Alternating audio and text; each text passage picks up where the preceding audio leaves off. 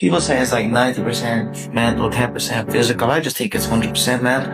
I think everything is an illusion, you know. The mind is what creates these things, you know. The mind is a powerful thing, you know, and I'm only learning that. I'm only growing at that. You know, so what's to stop me? When I was a kid, I realized I was getting these nerves, and I'd sit back and I'd be analyzing those emotions I had and saying, well, they're a weird emotion I just had. And ultimately, that is what drove me to combat sport, to be able to manage those emotions. That was what I first got into it. So every time I would go to a boxing gym, I would feel them butterflies that I felt that time. And I'd be thinking, yes, now I'm getting more comfortable. Now I'm feeling these feelings more. So the more I feel them, the more I'm going to be comfortable in them. So I would always search for that feeling. That showed me that the mind is a powerful thing. Spend a half an hour every morning in quiet time first. Don't go. Don't go. We're all guilty of it. It's very hard to do. You do it. Start with 5 minutes. Don't turn on any lights. Put your feet on the floor. Take some deep breaths and say thank you. And then just be quiet. You'll find it very hard to do. When you get quiet, you start to hear things. Bro, I took those kids when they were in 7th and 8th grade, and I sent them to Dagestan for a month.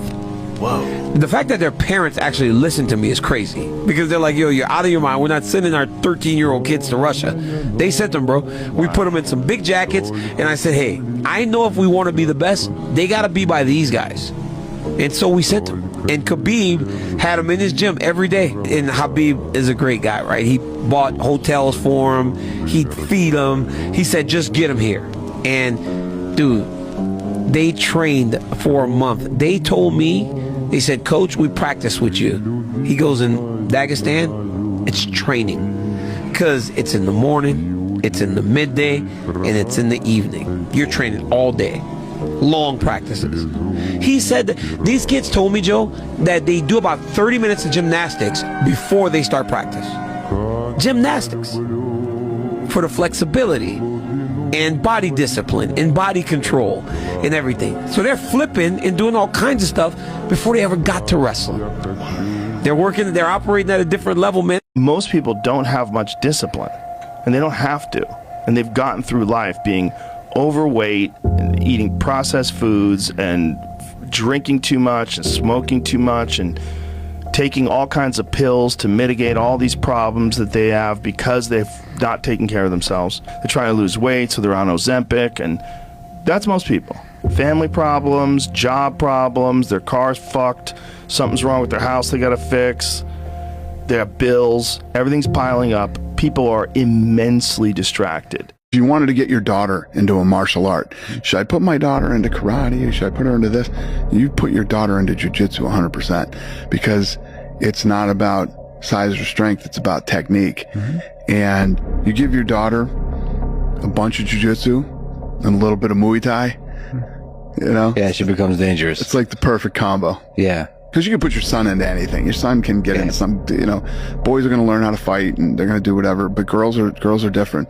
And the other thing, I mean, this is the biggest selling point for jiu-jitsu for women. I mean, when a woman, no matter how big, how small, can put a guy to sleep in 3.5 seconds. Last time I was fight with Sporia, he prepared for this fight like very well, you know. He did like good, I think, homework, and he defends my wrestling, I did like a lot of mistake. I go also to the Kimura, and when I close, I think it's finished. But I did mistake like a couple of times, you know, and he give me like The gash, yeah. But when I watch the highlights, I like this fight. It's good when your heart rate more than 200. It's good, you know. How do you know it's 200? Because I know when I don't listen my corners, it's mean. It's up high. If you ask me which fight you want to watch again, I want to say like this party.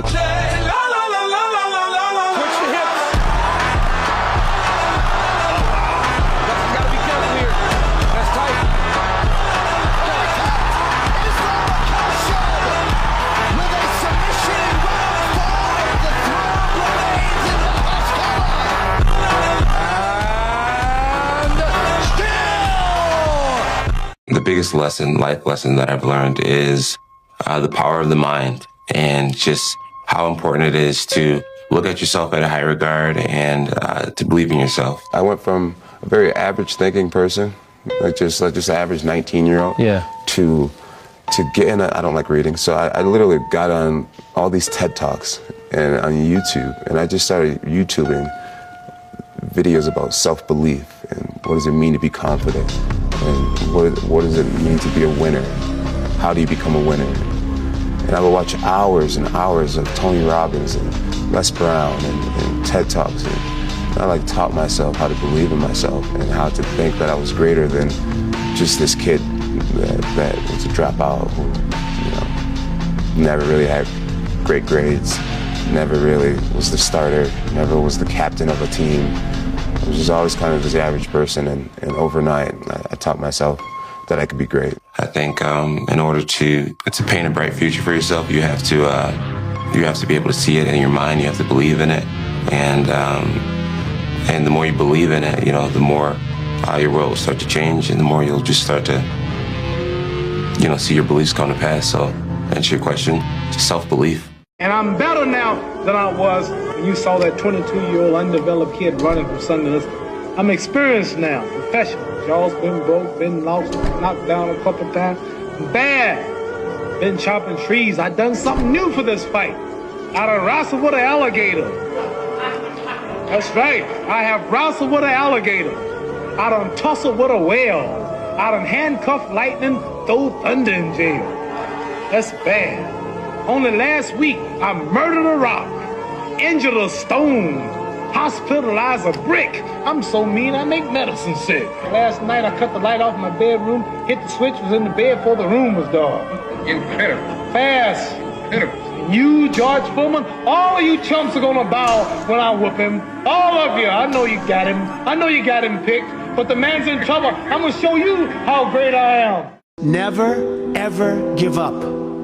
There'll be times in your life you'll want to quit, you'll want to go home. Just never quit.